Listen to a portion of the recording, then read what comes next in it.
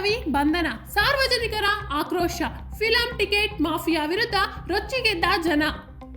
ತೆಲುಗು ಚಲನಚಿತ್ರಗಳ ಪೈರಸಿ ಮಾಡಿ ಜನರಿಗೆ ನೇರವಾಗಿ ತಲುಪಿಸುತ್ತಿದ್ದ ಕಂಪ್ಯೂಟರ್ ಮಾಂತ್ರಿಕ ಐಬೊಮ್ಮ ರವಿಯನ್ನ ತೆಲಂಗಾಣ ಪೊಲೀಸ್ ಇಲಾಖೆ ಬಂಧಿಸಿ ಜೈಲಿಗೆ ಹಾಕಿದೆ.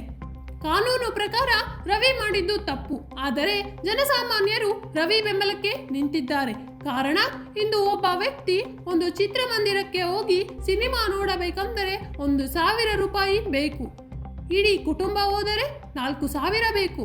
ಇದು ಒಬ್ಬ ಕೂಲಿ ಕಾರ್ಮಿಕನ ಒಂದು ವಾರದ ದುಡಿಮೆ.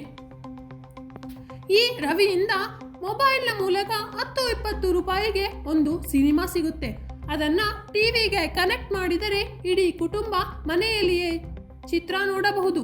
ಜನ ಎಲ್ಲಿ ಕಮ್ಮಿಗೆ ಸಿಗುತ್ತೋ ಅಲ್ಲಿಗೆ ಮರುಳಾಗುತ್ತಾರೆ. ತೆಲಂಗಾಣ ಪೊಲೀಸ್ ಫಿಲಂ ಮಾಫಿಯಾಕ್ಕೆ ಮಣಿದು ಐಬೊಮ್ಮ ರವಿ ಮೇಲೆ ಬ್ಯಾಕ್ ಟು ಬ್ಯಾಕ್ 4 PT ವಾರೆಂಟ್ಗಳನ್ನು ರೆಡಿ ಮಾಡಿದೆ. ಈ ಮೂಲಕ ಜೈಲು ಕೋರ್ಟ್ ಸುತ್ತುತ್ತಲೇ ಇರಬೇಕು.